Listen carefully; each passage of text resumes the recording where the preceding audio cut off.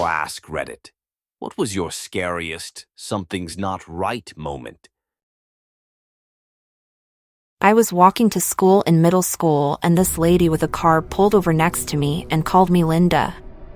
That's not my name, but was close enough I looked up. She apologized and explained she thought I was her grandkid. Then she offered me a ride to school. Except that I was already standing on the school grounds. I had a half-block walk before I needed to turn to walk into the building. When I said no, she tried to demand I get into the car. I said no thanks and took off running. It occurred to me much later that she probably had no intention of dropping me off at school.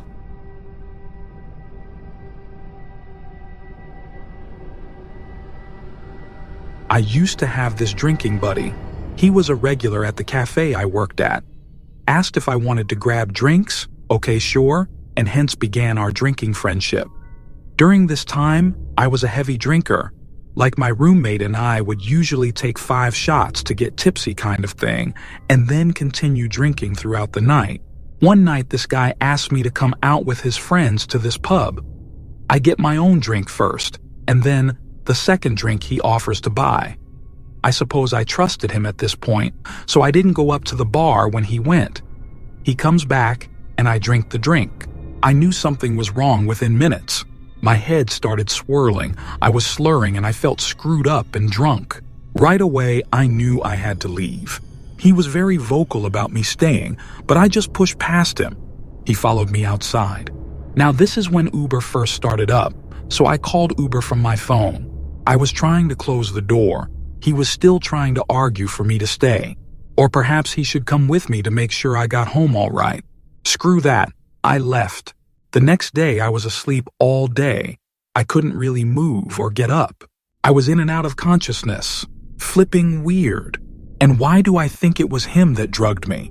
I had put all my cards and my ID into a pocket on the inside of my jacket that was zipped up.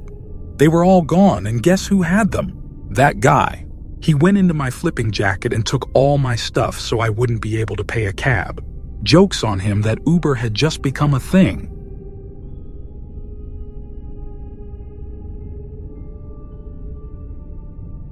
I was living about 5 hours away from my parents and spent Easter with them. The plan was to take Monday off work and drive back that day, but for some reason, I decided to go back on Sunday night. Woke up about 3 to a weird noise and hit the touch lamp next to my bed. It made a loud popping sound and turned off. Thinking something isn't right here, I got up and grabbed the bedroom door handle. It was so hot that I immediately pulled my hand back. As it turned out, my entire apartment was in flames. My living room caught fire from a faulty electric outlet and it spread to the dining room by the time I got up. The only ways out were through the living room to the front door or through the dining room and kitchen to the back door. I used whatever strength I had to shove my headboard away from the window, broke the window out with my glass, and just screamed. My landlord was letting a guy illegally live in a storage room. He heard me and ran right down the block to the fire station. They actually got me through the window and then put out the fire. I was hours away from my family, had no money or ID, lost my cell phone and car keys in the fire, and it was only like 4 a.m. I ended up losing pretty much everything. My neighbor was nice enough to let me shower at her place and give me some clothes until my parents made the drive.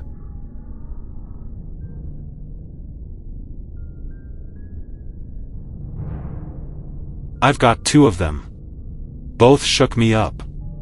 I worked as a bouncer in Phi, Missouri, and about midnight one night I got sent to Walmart for some things. Driving down 50, I caught glimpse of a figure on the side of the road.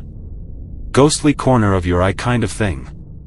I pulled over and a young woman approached my passenger door. She was hyperventilating almost and really freaked out. I couldn't understand her, so I just told her to get in my truck. As we sat there for a moment, she tried to talk. Just then a van pulled up behind me, still on the side of Highway 50, and a man jumped out and approached the passenger side window that was still down. He grabbed the girl and started cussing me. About half a second goes by before I collect myself and in my biggest voice calmly explain he needs to back off and she's not leaving my truck. I told him I have no idea what's going on, but I'm taking her wherever she wants to go. We talked on the way to the hospital. She was from out of state. Some guys she met through a friend assaulted her and drug her out to a field. She was beaten until she played dead. She escaped from the back of the van when they stopped for gas. I don't usually stop for strangers at midnight, but something in my gut made me slam on my brakes for that woman. Other Missouri story, still bouncing. I used to drive girls for private shows. One girl decided to schedule her own show and make some money without having to tip me, I guess. Guys wouldn't give her the address for the party, just told them to meet them at a closed gas station off of 50. On the way there she got nervous and called me. I was in bed half asleep, but after hearing her I tried to talk her into just turning around. She insisted on meeting the guys because she needed the money. Made some comment about if I don't go with her it'll be my fault when she's missing and on the news. So I met her at the empty gas station. The whole scene made me nervous, especially because they weren't expecting me. And buttholes get stupid when spooked. We sat for 10 minutes while we waited. The whole time I tried to convince her to go home. 3 vehicles rolled up with several guys in them. They were all drunk/screwed up. She jumped out the car to be friendly. But the moment I stepped out and they saw me, they started cussing and hollering and rolled out in a hurry. I'm not the toughest idiot, I just don't think they expected a witness. Avoid Highway 50. This is a bit long, but it's the scariest thing that ever happened in my life. I was just a kid when one time my grandfather decided to take my cousin and me on a trip to the gas station to pick up diesel for the tractor. We lived on a farm in the middle of nowhere, so there wasn't much else to do. We rode 3 deep in his single cab S10. I rode in the middle seat and my cousin in the passenger. My cousin and I are both 12 to 13 at the time and had long hair for boys in this town. When we get to the gas station, my grandfather parks at a pump and heads inside, leaving the keys in the truck with us buckled inside. Considering we live in a small town with next to nobody in it where nothing happens, this wasn't unusual. All was normal until that point. Just before my grandfather had walked in, an elderly man of a similar age, sitting on the bench outside of the station, stopped him and pointed at us. I couldn't hear what they said, but I got a weird feeling about it suddenly. My grandfather walked inside after the short interaction and walked to the register. The man doesn't take his eyes off of us from across the parking lot. He suddenly gets up and just starts walking right towards us. I start panicking and my cousin does too. As soon as he reached the truck, he opened the driver's side door. My cousin unbuckles and tells me to get out as he hops out. I start mashing my buckle release, but it's stuck and the seatbelt is locked firmly against me from my panicking. My cousin leans back in and tries to push the release, but realizes it's stuck too, and then immediately hops out. The guy just looks at me and grins as he reaches for the keys in the ignition. I still to this day remember looking at that evil smile and watching his fingers touch the key. It still gives me freaking chills, and I remember just thinking that I was done. The next thing I notice, my cousin is leaning back in with a hammer he grabbed out of the bed of the truck, screaming that he's about to hit him. The old man immediately throws his hands up and says he's just joking and climbs out. He walks behind the station just as my grandfather comes out none the wiser. When my grandfather gets back and we both try to explain what just happened to him, but we aren't making any sense at all to him. I honestly just think it was the fact that we were in shock, and he was so old and unsuspecting of that kind of thing in our area. As soon as we got home, we told the rest of the family about it. They immediately start questioning my granddad about what the man said to them. He tells them the man just asked if we were his granddaughters, but he didn't pay much attention to him because the man seemed deaf. This old creep thought we were 2 little girls and planned on abducting us. If my cousin hadn't been so fast on his feet, I'm not sure I would be here to tell this story. This stuff scarred me for life.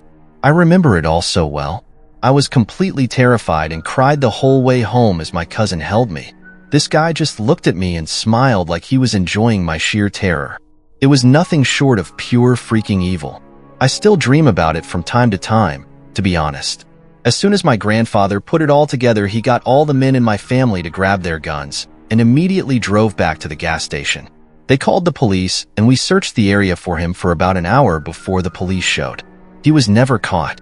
I hope to God that he's rotting in a ditch somewhere. I probably shouldn't feel this way, but part of me wishes my cousin had beat him to death with the hammer. I would have got more sleep over these past 10 years since it happened.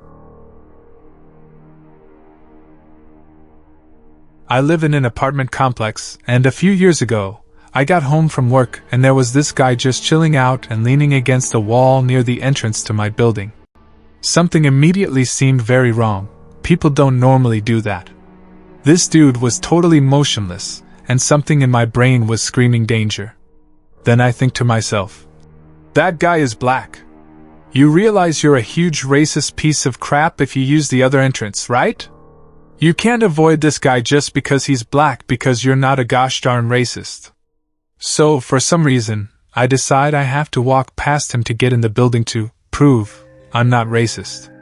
Anyway, I walk past him to go into my building and I hear him start moving as soon as I get past him. I immediately think, frick, I have to see what he's doing, and started turning around right as he stabbed me in the back with a concealed knife he had on him. Turning around probably saved my life because the knife hit at an angle instead of straight on. Anyway, I end up running up the 3 steps that lead to the entrance, figuring I needed high ground in case he attacks again. I can kick him off the steps or something, but the dude freaks the crap out and runs off instead. I call the cops who actually managed to find the dude, who was wandering around a few blocks away still holding the knife, and long story short, he ended up serving 14 months in prison. The wound ended up being superficial and I initially didn't want to go to the hospital, but the cops practically forced me to. As it turns out, they can charge him with a worse crime if I go to the hospital, whereas they're limited in what they can charge him with if I don't. So they forced me to go for that reason. However, I'm not too bad about it because they ended up giving me an MRI, I think, which caught the lower part of my throat and showed a growth on my thyroid. As it turns out, I had the very early stages of thyroid cancer. I ended up having to have the right side of my thyroid removed a year later, and they found a core of cancerous cells. It hadn't started spreading yet, so as best they can tell, I'm no longer in any danger from it. So, I guess everything worked out for the best. I had the crappiest health insurance known to man and it didn't cover hospital costs at all. So I was essentially uninsured as far as billing goes, so I'm still paying that off. The dude who stabbed me was actually ordered to pay all medical costs, and has sent me maybe $700 so far. I honestly wasn't expecting to get a dime out of him, so that's nice. I just recently was able to pay off the actual bill from the hospital, but I still have to pay for the ambulance and radiology, as everything bills separately. I ended up getting bills from the hospital itself, the radiology department in the hospital, a bill for the doctor's services and the ambulance. 2 of the 4 are paid off, though. Subscribe for more weekly uploads.